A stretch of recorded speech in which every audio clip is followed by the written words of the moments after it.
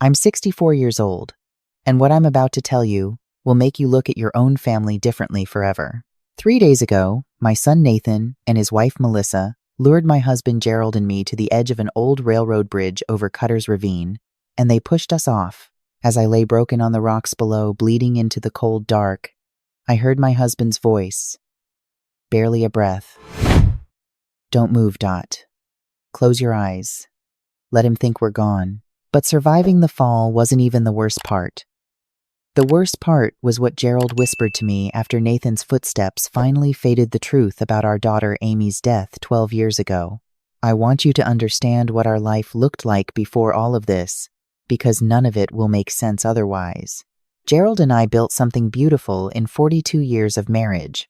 We lived in the same house in Lakeview, Georgia, where we'd raised both our children. A pale yellow craftsman with a wraparound porch and a garden. I tended the way some women tend their faith carefully, reverently, with the understanding that beauty requires patience. Gerald had his contracting business, and I spent 30 years as the head librarian at Lakeview Public, which meant I knew almost everyone in town, and everyone knew me. We were the kind of couple people pointed to. We held hands at church. We finished each other's sentences. We slow danced in the kitchen on Friday nights to songs that were old even when we were young. Our children were everything. Nathan came first, serious and driven from the time he could talk. He wanted to win at everything: board games, spelling bees, his father's approval. Amy came 7 years later, and she was different. Softer. She had Gerald's laugh and my stubbornness and a generosity that filled every room she walked into. From the day she was born, Nathan treated her like a shadow he couldn't shake, tolerated. Occasionally resentful, but never outwardly cruel. Or so I believed. Amy died 12 years ago. She was 21. The official report said she fell from the second-floor landing at Gerald's parents' old farmhouse out in Whitfield County, where we'd all gathered for Thanksgiving. The farmhouse had old staircases, steep and narrow, and the banister on the upper landing had been loose for years. Gerald's mother had mentioned it a dozen times. We all believed it was an accident, the kind of senseless tragedy that destroys a family's sense of safety without explanation or warning. I wore black for a year. I stopped gardening. I stopped slow dancing in the kitchen. Nathan was there that weekend, of course. He was 29 at the time, already building his real estate investment business with Melissa by his side. They'd been dating 2 years. After Amy died, he seemed genuinely shaken. He held me while I cried at the funeral. He gave the eulogy, and there wasn't a dry eye in the church. Looking back now, I wonder how much of that was real, and how much of it was practice. 5 years later, Nathan and Melissa married in a ceremony that cost more than our first house. Melissa was polished and precise in the way that certain women are, beautiful in a way that has nothing to do with warmth. She called me Mom from their first date and brought me expensive candles every time she visited. Her eyes, though, had always been slightly calculating, the way a person's eyes look when they're listening to you talk, but running numbers in their head at the same time. I chalked it up to her personality. I wanted to love her for Nathan's sake, so I did. Their children came quickly. Carter was born first, and Emma, 3 years later. I became a grandmother at 53, and I cannot tell you what that did to me, to hold Carter for the first time, and feel something I hadn't felt since Amy, something like wholeness. Those children healed me in ways I hadn't thought possible. Every Sunday they came for dinner. Carter would help Gerald in the garage while Emma followed me around the kitchen, dragging a little step stool so she could reach the counter. Those were the best years of my second half of life. Then came the year everything changed. Gerald and I were 63 and 65, recently retired. We were comfortable, not wealthy, a paid-off house, modest savings, Gerald's pension, my librarian's retirement, nothing extravagant. Nathan and Melissa, on the other hand, had always lived like their income was twice what it actually was. Beautiful home in a gated community, private school for the kids, vacations to places I'd only read about in travel magazines. I assumed it was the real estate business, which Nathan always described as thriving, 6 months before everything fell apart, Nathan suggested we update our estate planning.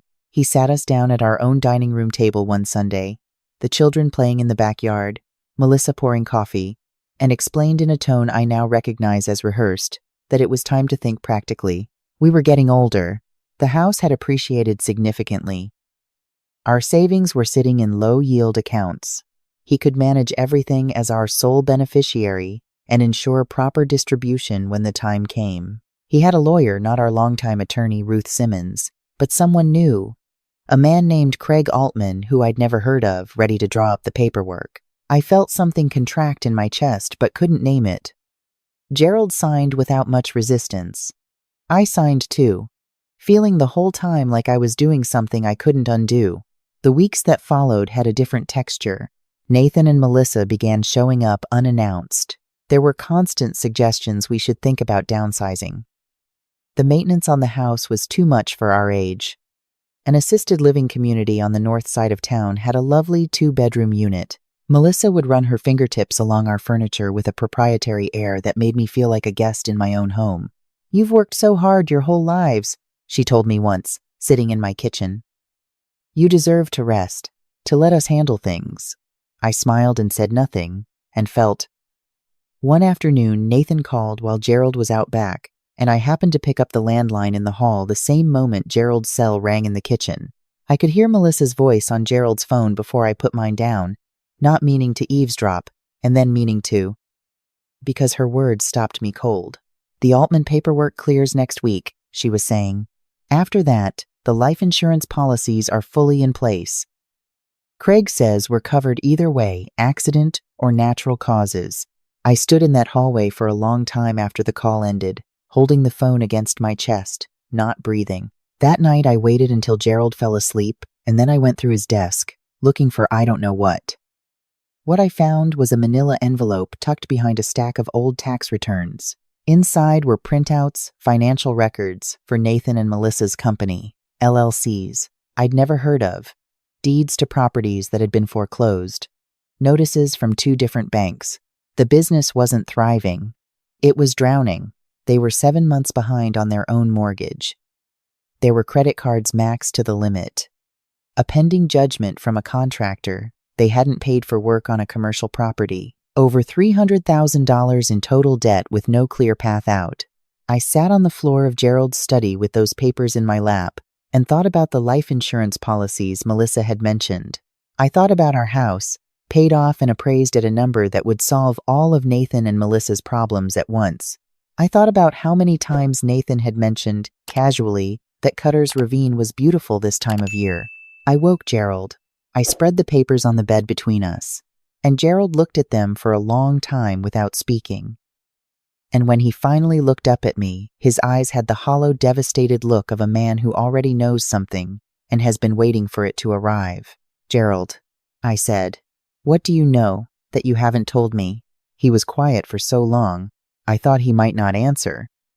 Then he said, "Dot, I need to tell you something about the night Amy died. I don't know how to explain what it is to love someone for 42 years and then, in the space of an hour, realize that the grief you've carried together was built on a lie. I don't have words for what that feels like. I only know that by the time Gerald finished talking, we were both sitting on the floor and neither of us could stand up. Here is what he told me. The night Amy died, she hadn't fallen. She and Nathan had argued on that upper landing, an argument Gerald had heard building all weekend about money Nathan had been taking from an account my father-in-law had set up jointly for both children, a small inheritance fund Gerald's parents maintained that was meant to be split equally. Amy had found the bank statements. She'd been quiet about it for months, gathering evidence, the way careful people do. That night, she confronted Nathan at the top of the stairs and told him she was going to tell us everything the next morning. Gerald had been coming up the stairs when it happened. He heard Amy's voice rise, heard Nathan's low and vicious response. And then he heard the sound, a single moment of violence followed by silence. By the time he reached the landing, Amy was at the bottom of the stairs and Nathan was standing at the top, breathing hard, staring down at her. Nathan looked at his father and said, "It was an accident. Dad, you have to believe me." It was an accident. Please. Gerald was 65 years old in that moment. I'm describing no, wait. He was 53, and his daughter was at the bottom of the stairs, and his son was standing there shaking, and Gerald made the worst decision of his life. He decided to believe what he needed to believe. He went downstairs and held Amy and called 911 and never said a word. Why? I asked him. It was the only word I could get out. Because she was already gone, he said. And I thought, God help me. I thought if I destroyed Nathan, I would lose them both. I thought if he was really sorry, if he spent his life making it right. He stopped. He never made it right. He never even tried. I didn't sleep that night. I lay beside my husband in the dark and stared at the ceiling and understood with terrible clarity that the loving son who had held me at Amy's funeral, who brought our grandchildren for Sunday dinners, who called every Mother's Day without fail, that man had killed his sister and spent 12 years building a comfortable life on top of it. 2 days later, Nathan called. His voice was cheerful, warm, the voice I'd heard every week of his adult life. Mom, Melissa and I have been thinking, you and Dad have your 42nd anniversary coming up, and we want to do something special. What do you think about a weekend at Grandpa Harold's old farmhouse? The county just restored the property. It's beautiful now. We could do a family hike, see Cutter's Ravine, have dinner up there, just the 6 of us. The kids have been asking about the old place, the farmhouse, where Amy died, and Cutter's Ravine, which Nathan had mentioned 3 times in the past month. I looked at Gerald across the kitchen and saw my own understanding reflected in his face. That sounds lovely, I said. Let us think about it and we'll call you back. I hung up the phone and sat down very slowly. He's going to take us to Cutter's Ravine, I said. Gerald nodded. His face had aged 10 years in 2 days. We talked for hours about what to do. Going to the police meant Gerald would face obstruction charges, 12 years of silence.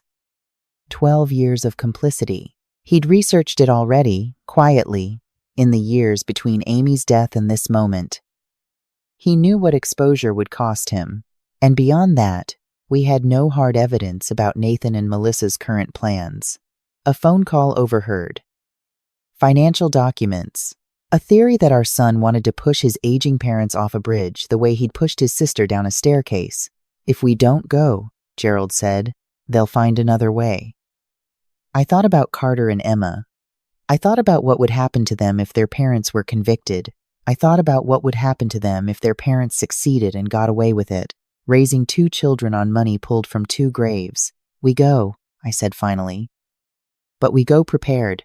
The days before the trip were the strangest of my life. We had to act normal, loving, unafraid, while simultaneously preparing for the possibility of our own deaths.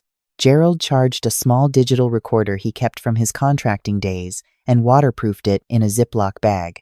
I wrote a letter to my sister Patricia, explaining everything: Amy's real death, Nathan's theft, the life insurance policies, our suspicions, and mailed it from a post office 2 towns over, addressed to arrive after we returned.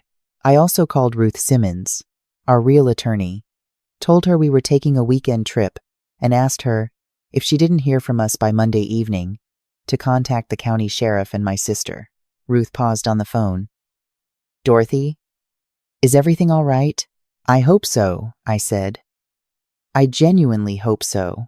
The Friday we left, Nathan arrived in their SUV with Carter and Emma already buckled in the back, bouncing with excitement about the old farmhouse.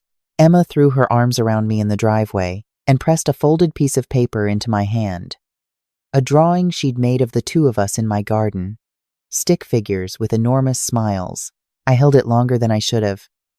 Gerald watched me and said nothing. The drive took 2 hours. Nathan was attentive and easy, pointing out landmarks, asking Gerald about his golf game, letting Melissa handle the children's questions. If I hadn't known what I knew, it would have been a perfect drive, but I did know. And so I watched my son's profile the whole way and tried to find in it the boy I had raised and the man who had killed his sister. and I still could not make those two images fit together. The farmhouse had indeed been restored. White clapboard, new porch railings, a kitchen that smelled of cedar and lemon. The children ran ahead, exploring every room, while Melissa set out the groceries she'd brought. Gerald helped Nathan carry bags from the car, and I watched them, these two men who had been carrying a secret between them for 12 years without either one admitting it to the other. After lunch, Nathan suggested a walk to Cutter's Ravine. "The railroad bridge is incredible," he said, looking at me and Gerald. "They've preserved the old trestle. It's only about a mile hike from here, but the view is something else. Worth seeing." I saw Melissa glance at him, a split second of communication that no one else would have caught. "What about the kids?" I asked. "They can come," Melissa said easily. "There's a nature trail along the way. Carter's been wanting to look for salamanders in the creek."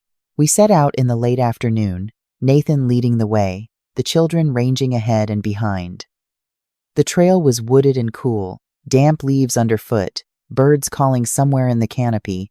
Emma took my hand about halfway along and skipped beside me, swinging our arms, and I focused on the small weight of her fingers in mine and kept walking. The bridge appeared without warning as the trees thinned. It was old iron and timber, spanning Cutter's Ravine, at a height that made my stomach tilt 40 feet, maybe more, over a rocky creek bed that glittered distantly below. The railing on one side had been partially restored. The other side was open, corded off with weathered rope that looked more decorative than protective. "Isn't it beautiful?" Nathan said, stepping onto the bridge deck. "Come out to the middle. You can see all the way to the ridge." He was looking at us with an expression I can only describe as eager, the kind of eager that isn't really about the view. Gerald and I moved onto the bridge together. I could feel the recorder in Gerald's breast pocket. I reached for his hand and he took mine, and we walked toward the middle of the span, while the children stayed on the bank with Melissa, who had suggested, conveniently, that they look for salamanders right here, right now, and didn't need to come out on the bridge. "Nathan," Gerald said when we were at the midpoint, "both railings on our left and the rope on our right. We need to talk." Nathan turned. Something shifted in his face. "We know," I said. "About Amy. About the inheritance money you took from your grandparents' account. About what you did at the top of those stairs." I watched my son's face go through a series of changes that I will see for the rest of my life. Shock first, then calculation, then a kind of cold settling, like watching water freeze. "Dad," he said, looking at Gerald. "You told her." "I told her everything," Gerald said. "And we have documentation about the life insurance policies you and Melissa took out on us 6 months ago. We have copies of your financial records. We have letters. If anything happens to us this weekend, it all goes to the sheriff and to Patricia." Nathan looked past us at Melissa and the children on the bank. The children were crouched over the creek, oblivious. Melissa was watching us, still as a photograph. "You're bluffing," Nathan said quietly. "Are you willing to bet on that?" I asked him. "Are you willing to bet your children's entire future on it?" Something crossed his face when I said children, just a flicker, just a moment, but it was there. Nathan loved Carter and Emma. Whatever else he was, he loved them. I could see it even then. "You don't understand what it's been like," he said, his voice dropping lower. "The debt we're in. Melissa, she doesn't know how bad it is. I've been trying to hold it together for years. You have no idea. You killed your sister," Gerald said, very quietly. "Over a few $1,000s. You killed Amy and let your mother grieve for 12 years, not knowing the truth." The words landed on Nathan like a physical blow. He flinched, and then the flinch hardened into something else. "She shouldn't have pushed me," he said. "She was going to destroy everything. Everything I'd built.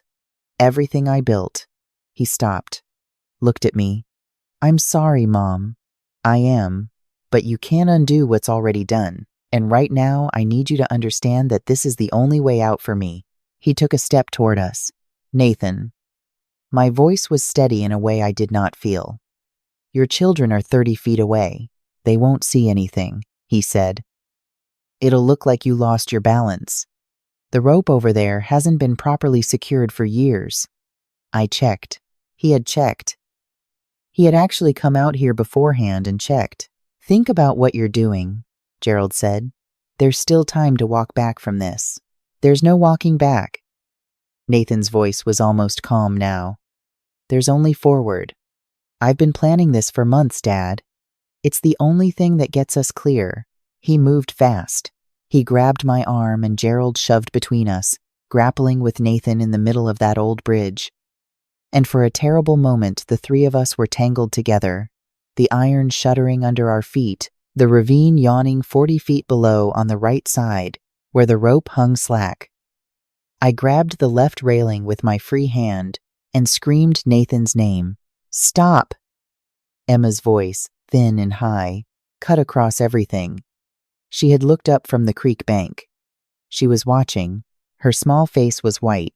Nathan hesitated for 1 second. 1 single second.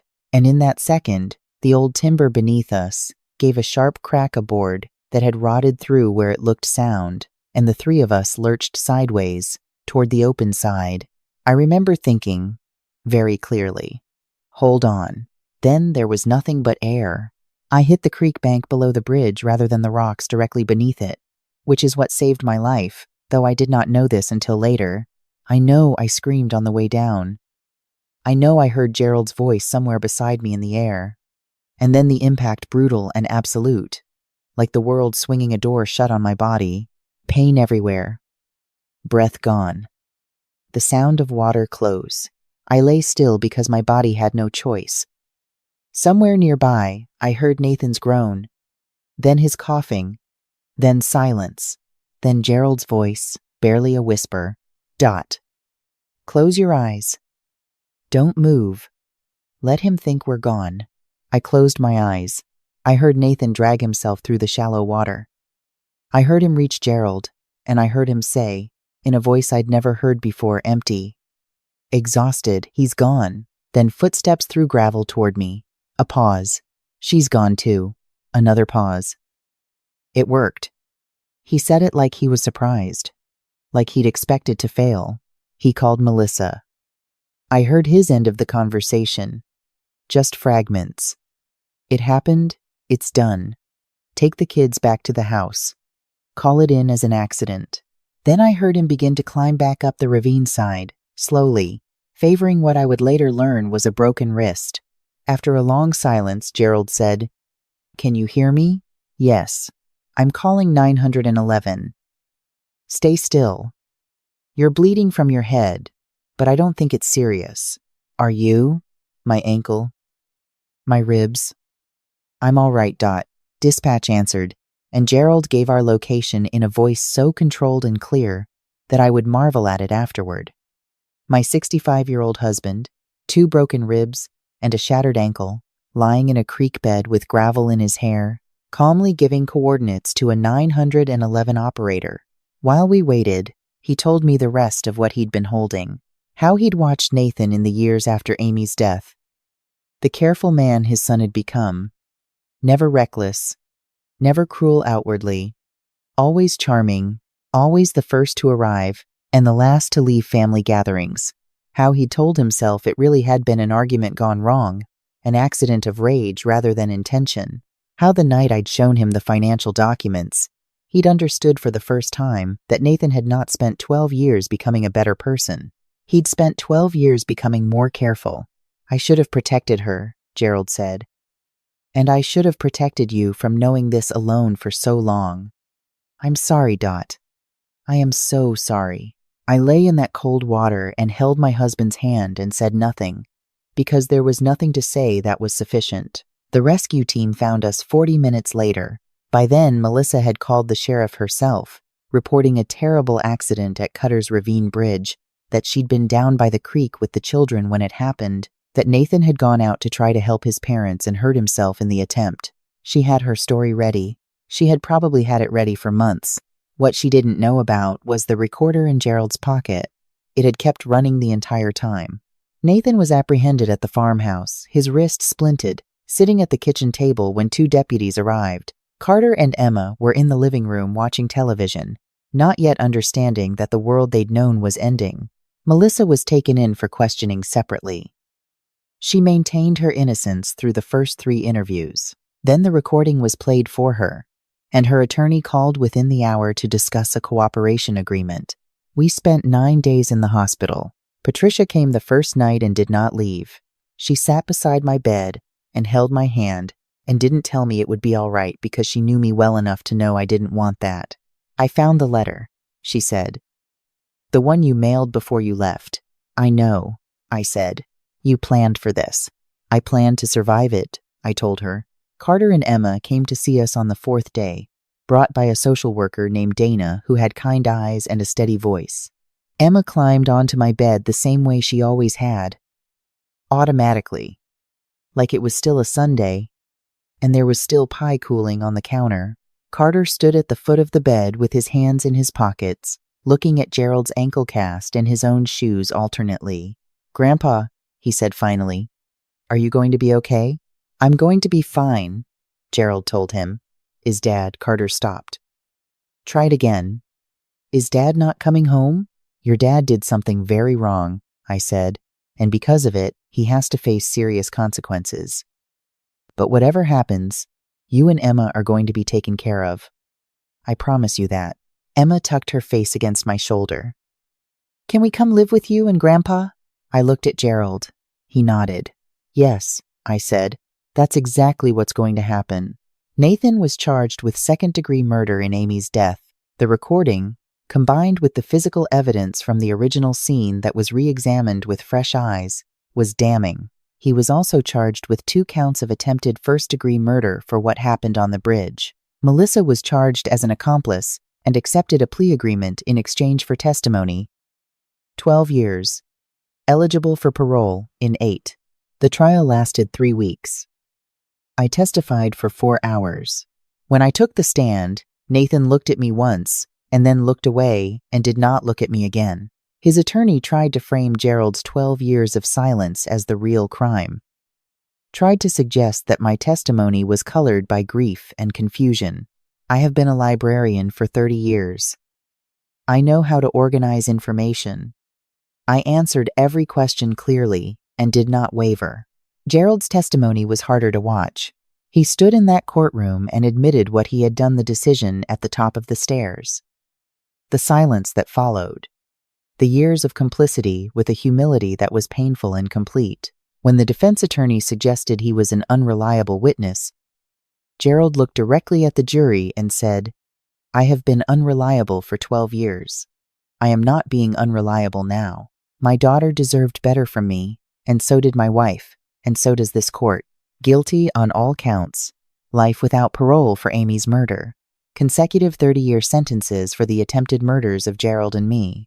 At sentencing, I gave a victim impact statement. I described Amy not as the victim of a crime, but as the girl she had been. Her laugh, the way she used to read mystery novels 2 at a time, her plan to become a pediatric nurse, the future she never had. I described what 12 years of not knowing the truth had cost me. Then I looked at Nathan and said something I had not planned to say.